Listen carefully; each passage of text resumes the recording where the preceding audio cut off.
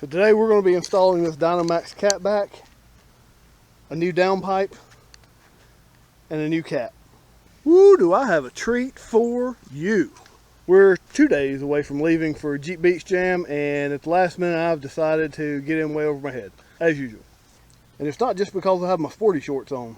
So the main problem is that this Jeep doesn't have a catalytic converter on it, which is fine with me. I don't have a problem with that. I live in a county in a state that doesn't have emissions, so it's not a big deal. Except for the fact that, I don't know if it's because of the O2 sensor placement or what, but in traffic or going slow with the top down, especially if you just have the back wind out, there's enough burnt fuel coming out of the tailpipe that smells like a 70s model Chevrolet truck with a stick and choke. Being down there at Jeep Beach Jam where there's going to be a lot of traffic, I didn't want that. I didn't want that noxious fume, so I've decided to put a cat back on the Jeep. Another good reason I'm doing this is this Jeep has a hacked together, worse than I would even do, exhaust system, which is crazy because it was put in by an exhaust shop before I ever bought the Jeep. So I did get a high flow cat. I say it's a high flow cat. It's not a stock cat. And then this Dynomax super turbo muffler, and then of course the cat back. This is a very cheap setup. So the new downpipe and the cat came together in a kit, and then the cat back came together in a kit, and the whole thing combined was $300. It's all slip on because this is an older Jeep. Late 90s and early 2000s had slip on exhaust instead of flanged exhaust. So I'll just be slipping it on and putting clamps on it. It does come with the 2 different O2 sensors. This Jeep only has 2 O2 sensors. I guess you could call that an upstream and that a downstream sensor. I don't know. I don't know enough about them. But I do know today I'm going to walk you step by step how to put a new exhaust system on this Jeep. Just kidding. I'm probably going to miss a bunch of steps, forget to video a bunch of stuff. We'll probably screw some stuff up. I'll probably wind up having to use a Sawzall a lot, and I'll probably, who knows, burn down the Jeep before the end of the day. So if you came here for a step-by-step, you might be disappointed. But we're going to give it a shot, and I've already done a few things. I've already removed my skid plate. You've seen that in previous videos. Just support your transmission. Don't really support the bell housing, support the transmission. Take your 4 bolts out of your transmission mount, and then take the 6 bolts out of the skid plate from the frame. Once you do that, you just get the skid plate out of the way, and you'll have access to the muffler and everything that goes down the skid plate. Let me show you what I meant on this particular exhaust, on why it's so terrible. Hopefully you can see it, but here's where a catalytic converter should be. There's where I personally had to patch it because this mount was welded in only halfway, so it ripped out after I got the Jeep. Everything's rusty as hell. I don't know what they used, but it wasn't good. This is just the cheapest possible muffler you can get. This is a rusty POS. The up pipe is even worse. You can't see this, but they couldn't get the original O2 sensor out, so they just cut it and welded in a new bung. I don't have a problem with that. That's pretty commonplace, but we're going to try to fix that today too. The only issue I'm going to have, I've already taken the O2 sensors out, as you can see. The only issue that I'm going to have is the 2 flange bolts on the header up there somewhere, because they have never been taken out, and this is a 20-some-odd-year-old Jeep, and they are extremely rusty. So I'm very concerned about that. So let's talk about the O2 sensors. To take out the O2 sensors, just go ahead and go spend the $8 on an O2 sensor socket. This is an O2 sensor socket. The reason you need this is that an O2 sensor has a non-removable wire. So this allows you to get a socket down over the O2 sensor and have a place for the wire to go, so that you can then loosen and tighten it. Sure, you can make that with a 7/8 socket, but why ruin a good 7/8 socket when you can go buy that for $8 AutoZone? Alright, so I have soaked those flange bolts in PB Blaster, and I have put some rust remover on them. I'm fixing to remove the rust remover. We're going to wire brush as much as possible, and then we're going to see just how much cussing and gnashing of teeth there will be. Whew! Oh, I'm out of breath. But the old one is out. It didn't take nearly as long as I anticipated. I soaked the flange bolts in PB Blaster, brushed them with a wire brush, then put rust remover on them, let it set for an hour, cleaned that off, brushed it with a wire brush again, and put more PB Blaster on it, and they came right off. Now you can see why. Oh, and because this is all welded together, no slip joints, I just went ahead and took all that out. But now let me show you some tips on why you should get a good shop to do your exhaust work. This was not a good shop that did this particular exhaust work. First off, the downpipe is just a stock downpipe. They did cut it, and they welded what would be considered a test pipe in, which is fine.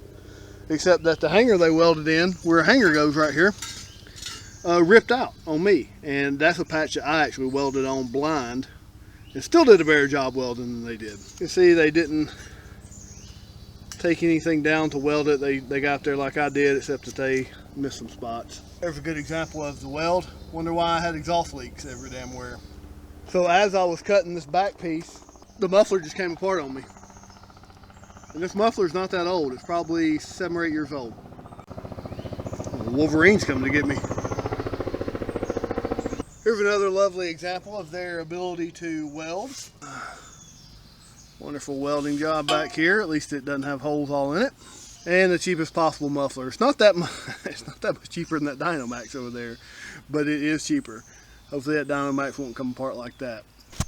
So we'll figure it out here in a second. But another thing is Dynomax says that the center output, or the center input or output, goes to the rear of the vehicle.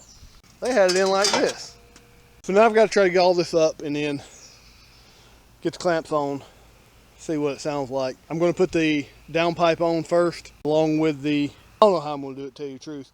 What I do know is that this has to be fished in from the, around the rear axle, and I'm not sure from which angle, and flipped onto the muffler.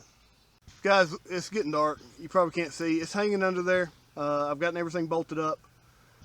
My exhaust hangers are in the wrong place. I believe that was done. I don't believe that's an issue with the kit. I believe that was done by the previous exhaust shop. Took the old hangers off and put new hangers on. I need a new hanger for, 2 new hangers, for one for right behind the muffler and one for the tailpipe itself.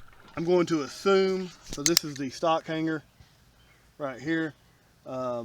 It was mounted sideways on my Jeep, and I think it was supposed to be mounted like that, or kind of if it got pushed up on there like that. But I don't know. I'm not sure. Because there are, well, you can't see it. We're going to pick it back up tomorrow. So gentlemen, the exhaust is in. Let's go over, I know I skipped a bunch just like I said I would, but let's kind of go over what this kit entails and what you have to do. So I did get a new downpipe and a new catalytic converter. All right, first thing first, that's the coupling that comes down from the header down to your downpipe. That bend right there was a little bit too sharp, and so I had to get a shorter flange bolt, which isn't a big deal. I had some, but for someone not expecting it, it could cause another trip to the store. This downpipe hangs slightly lower than stock, which isn't that big a deal, except for the fact, ignore that hanger, I've got to take that off. Except the fact that when you start putting your skid plate back up, it does make contact with your cat because it hangs it down another ½ inch or so. Again, not a big deal. You just muscle it up into place. It's not going to hurt anything as long as everything's nice and sturdy. My biggest issue was that the person who installed the last exhaust got rid of all the stock hangers and welded on some little crappy hangers, and that caused the real issue because I didn't have the hangers in the right place. This kit, this MagnaFlow kit, and the downpipe kit I bought fit perfectly for a stock Jeep. Mine's not stock. That was the only issue. So it was my error, not MagnaFlow, or not Dynomax's, and I think I said MagnaFlow, not Dynomax's.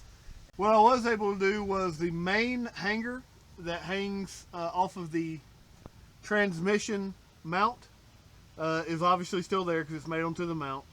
So I was able to hang from there, and then I was able to weld on a hanger we'll look at in a second all the way in the back, and then I was able to manufacture a hanger for between the muffler and the catalytic converter. That way it's supported all the way around. Now with the cat touching the transfer case skid plate, this thing is solid as can be. It's probably too solid to tell you the truth. Might wind up causing some issues with my header because it is, I mean, it's not going anywhere.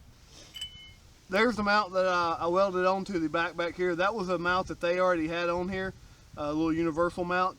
So I just tapped a hole into the frame, put a bolt through one of the holes, and then tacked it on both sides or welded it on both sides. That way it'll be there forever. This thing is super solid. There's no movement, no flex. I mean, there's obviously the rubber flex from the grommets, but that is it. It is super solid. So if I had to rate this kit, I would say that if for this particular application, I can't see a fault for it. Guys, when you're putting this kit on, the tailpipe section goes in from the back. That's the easiest way to put it in, from the back, as opposed to trying to fish it through the front. As far as fit and finish on this kit, for the money, perfect. I'm really happy that I went with the new downpipe and the new catalytic converter. Obviously, this is just a polished stainless tip, nothing fancy. It's got a rough cut on the end. You can see it's just welded on. I'm sure once I polish that up, it's got a bunch of glue on it from the tape. I'm sure once I polish it up, it'll be great. Now for the one thing that everyone wants to see and hear. What does it sound like? So I'll tell you, so this Jeep did not have a catalytic converter beforehand and just had that old crappy stock style, really cheap muffler. And realistically, it didn't sound bad with the Cat gone. This sounds a lot better. I know that my camera mic will not do it justice. But let me find something to put the camera on and let's crank her up.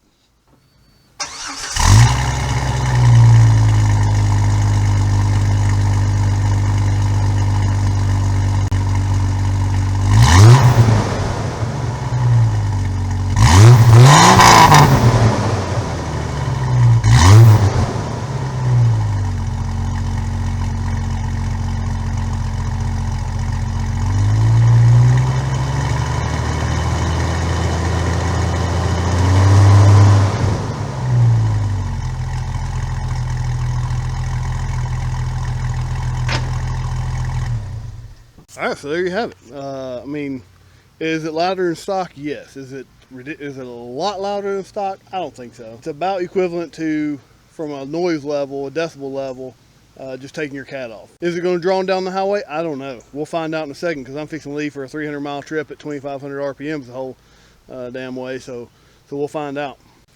So guys, bottom line, I would suggest the kit. Found nothing wrong with it. It is what it is for $150 exhaust kit. Dynomax did a good job putting together a kit that should bolt directly up, and it would have on my Jeep if it hadn't been for those hangers. But guys, we are T-minus haul ass hour to Florida, so let me go finish up my last minute stuff that I've always got to do. And thanks for watching. I hope this was helpful. I hope this helps you make a decision on what exhaust to get for your Jeep, and have a great day.